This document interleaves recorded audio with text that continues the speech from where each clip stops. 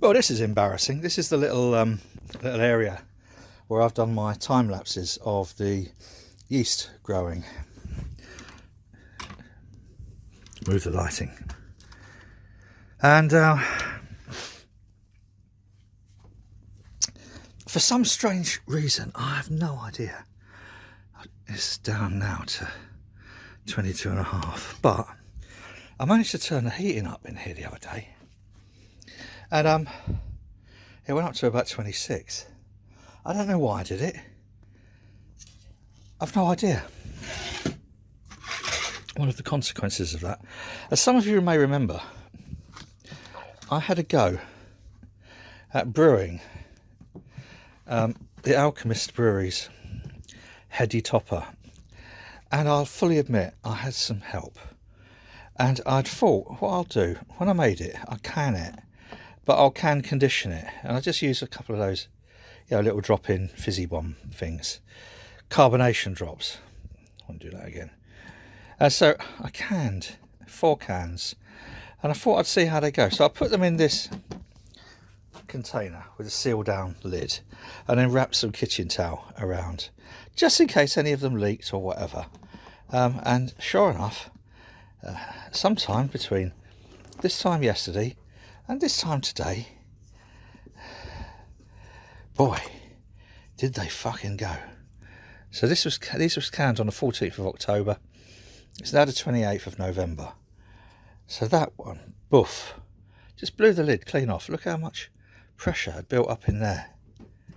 This one, this also blew the lid clean fucking offed. This one, the same. Still got a little bit in there. So I'm left with 1 can. I'm a bit low to even touch this can in case this one goes bang in my hand. But there we have 1 remaining can of Heady Topper and quite a lot of wasted beer. Now I'm going to put this lid back on while I'm breaking everything in the office and take this downstairs and put it somewhere cool. But it completely blew that lid off, and I've spent a few minutes just cleaning off the desk. So I need to work on my canning technique.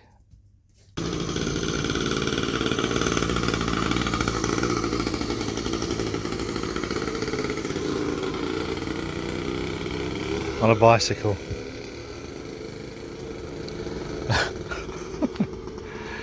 All right. I've cleaned all that off. Full marks, I have to say. Full marks to the can.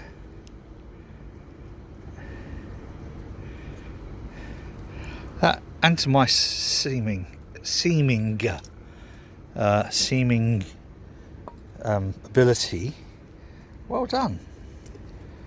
Look at the pressure that took before. Well, that one probably wasn't seamed quite as well, but the pressure it took before banging the lid off. That's the one I'm a bit wary of touching. And again, look at that. Kaboom. Oh, Amazon. Hang on a second, boys and girls. Guess what that could be?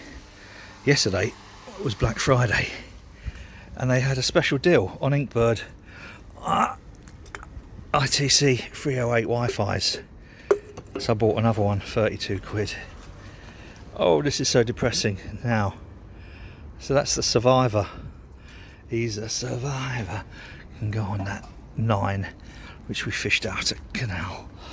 And then in here, oh my god, this is how depressing is this? This is our kitchen roll. I just don't know what to do or say. I feel like I could cry. 3 cans of Heady Topper. But it also means that I can't now send over a can thinking that it might be alright. This is beer. Beer is alright to use as fertilizer and stuff. Oh god, let's just dump that in there. I'm so unhappy.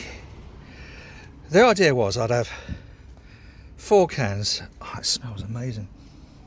4 cans of Heady Topper. I would test one that would give me 25% accuracy as to whether or not they was going to be okay. If that one was alright, I was 3 that I was going to send. I was going to send 2 over to America. I was going to send one to 2 over to America, and I was going to give one to Chris, just because he was very good and sent me, after he just got his canning system going, he sent me some freebies over, and so this was to sort of like, anyway, not happening now, is it? I'm still going to try that one tonight. I'm going to leave it out here in gold. That'll probably be the one that's fucked. That's why it hasn't done its fizzy bomb explosiveness. But oh well, at least I know my canning isn't too bad. Fermentation had finished. I think it was that kind of like secondary fermentation bit of putting one of those, what do you do now? Putting one of those carbonation drops in each can. I think I'll probably just go, I won't do that in future. I'll just naturally can it and then let it just finish itself off, as it were. Finish itself off. Never mind. Right. Anyway, so that's bloody crap, but the way it is, isn't it? I'm gonna leave that out here in the cold. Don't know what to do with those. They can be. Yeah. 2 brews behind at the moment. Thanks to my idiocy of burning out. The next video will be replacing this, I think. Although I've still got the happy ending video to edit. I've done that one's going to be grain to glass. That'll be quite interesting, because that was a complete experiment. Again, with kind of like a little bit of sort of experience going into there. I knew what qualities I wanted anyway. The hard wiring, the plumbing is sort of almost ready. Chris at some point is going to come and grab a couple of kegs.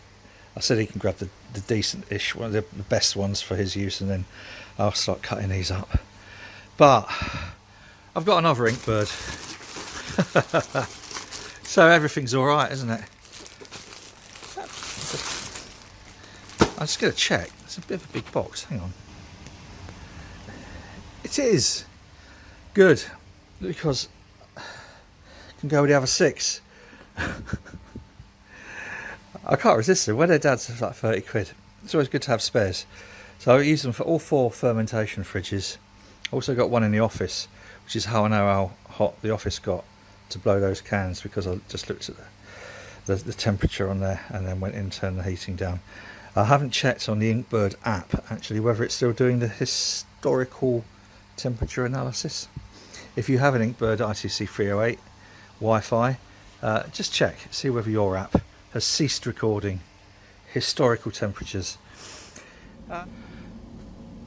These are the 6 existing Inkbirds that I have. I just thought I'd add this to the end of the video, and because all of my fermentation fridges are at the moment either conditioning or just like as in 4, that's fermentation fridge 4 is conditioning up to 10 degrees.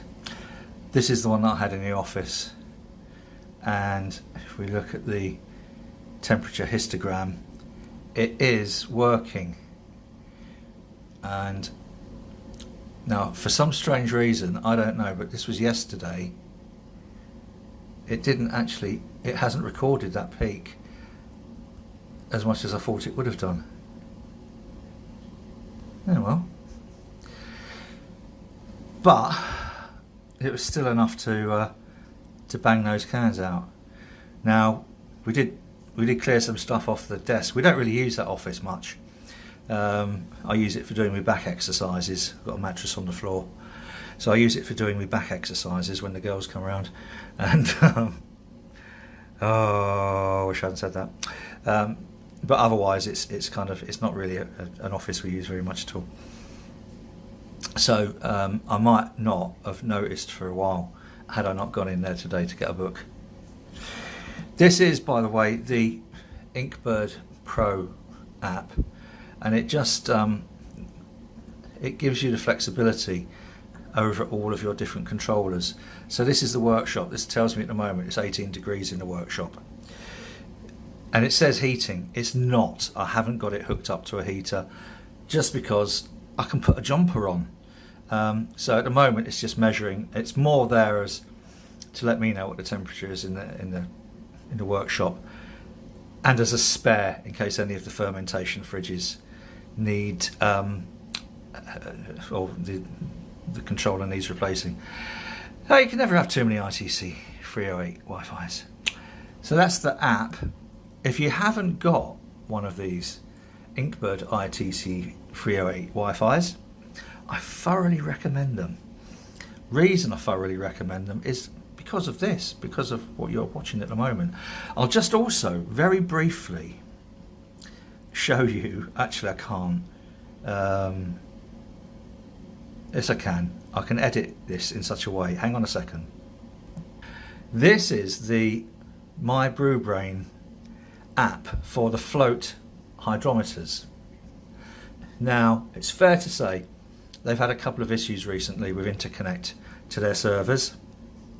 So this was just one that I set up just to test, and it was kind of like absolutely fine. I've been jiggling it around and everything. So I think we can say that their servers are working perfectly at the moment. But the reason, this is the happy ending IPA.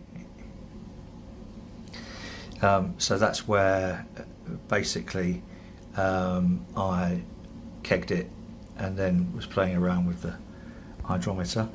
But what is really useful, this was when we went down to the Chesterfield Canal and I had this brewing. This is a clone of the Ithaca Flower Power double IPA, double IPA, and I needed to cold crash it just over a week because the way it was a last minute escape. So as you'll see from the temperature here, this measured the temperature every day as it gently cold crashed. It had already almost reached kind of like final gravity. So I gave it a quick diacetyl rest and then cold crashed it over a period of a week and a bit, 10 days I think. And I could check it every day via this, and it would tell me here what the particular temperature and gravity etc was. So again, if we come back up, this was the stepping it down daily, 1 degree daily. And the lovely thing about this yeah, the lovely thing about this particular device is that it's pretty much set up out of the box. All you've got to do is tell it your Wi-Fi password and your email address.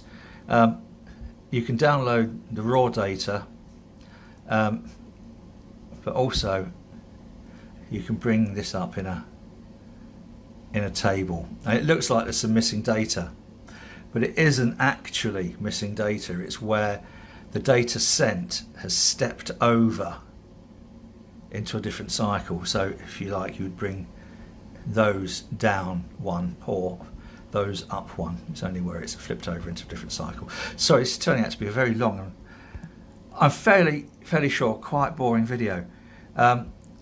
Anyway, that's it. I'm going to stop now. I think that's about it for now. I little bit down in the dumps over those cans, a little bit down in the dumps over that. However, I've been very good and I've still managed to save the majority of the coconut shy IPA. So friends who have promised this magical brew to will be getting some this year. I've saved a couple of original 3 and 2 of the original labels. They'll be collector's items one day. I need to take the piss samples out of this fridge. But I've also, we went upstairs because I've been using this as a fermentation fridge. I've taken these out behind the shelves. So Charlotte went upstairs and found these. So we can start populating a few more sort of beers in here now. So I'm not that down in the dumps as I was earlier. I was when I discovered those popped cans. Oh, I could have cried. But you know, I'm a bloke. Oh, I can live with such things. They are cans, and you know, it's only beer. It's only beer. God. Oh. Right. Anyway, I ought to go and edit that happy ending video. Saying it like that doesn't really give the impression of what I'm actually talking about. It's a beer called Happy Ending, and the video explains why. Okay, until later, boys and girls. It could be worse.